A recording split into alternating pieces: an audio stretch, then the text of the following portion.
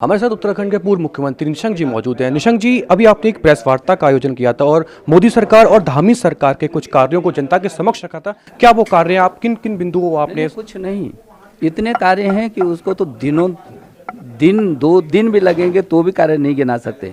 निचोड़ ये है कि जो कार्य केंद्र सरकार के हुए हैं मोदी जी के सानिध्य में, मोदी जी के नेतृत्व में, उनका विजनरी और मिशनरी व्यक्तित्व ने जिस तरीके से देश को अंतर्राष्ट्रीय स्तर पर पहुंचाया और अंतिम छोर के व्यक्ति को जिस तरीके से विकास की गंगा बहाई है, उसे लोगों में भरोसा हुआ है।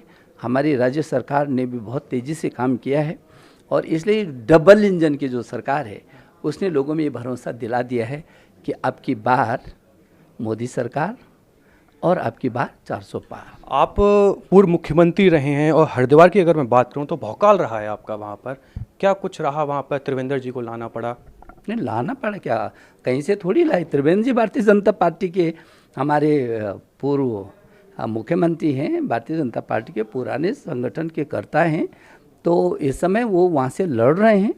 तो हमारी पार्टी, ये हमारा अपने परिवार का विषय है कि पार्टी किसको क्या आदेश करती है कि किसको क्या काम करना। ये सवाल मेरा इसलिए था क्योंकि जब मैं हरिद्वार गया था तो वहाँ के जो आपके चाहने वाले थे, नाराजगी उनमें दिख रही है कि निशंक जी क्यों नहीं।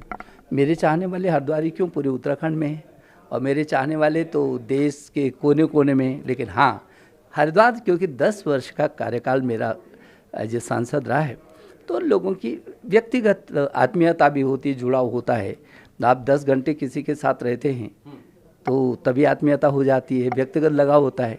तो यहाँ तो 10 साल का है, लेकिन वो हमारी बीजेपी के कार्यकर्ता हैं। यदि उनके मन में कहीं थोड़ा सा गुस्सा भी होगा या निराश होंगे तो हम उनको संभाल लेंगे। हम उस सीट को 5 लाख मतों से जिताएंगे। सवाल ये महत्वपूर्ण इसलिए था क्योंकि 2 पूर्व मुख्यमंत्रियों के टिकट काटे गए थे, 3 पर रिपीट किया गया था। नहीं, टिकट काटने वाली बात नहीं है। ये पहले से तय है कि ये करना ही करना है। कटने का मतलब तो ये है पहले था और अब नहीं है।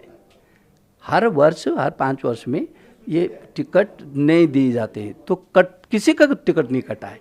ये बोले कि हाँ नए लोगों को दिया गया है, सिर्फ अंतर इतना है। आखिरी सवाल रहेगा। हरिद्वार से हरीश रावत जी अपने बेटे को चुनाव लड़ा रहे हैं, पूरी कोशिश कर रहे हैं, आपकी जो नाकामियां हैं वो गिना रहे हैं। किस तरीके से टक्कर आप हरिद्वार सीट पर देख रहे हैं त्रिवेंद्र रावत में और उनके बेटे में? उनसे सिर्फ इतना पूछ लीजिए कि वो केंद्र में मंत्री रहे हैं, मुख्यमंत्री रहते हुए उनकी सीट को हमने लाखों मतों से जीता, तब उनका क्या कहना था।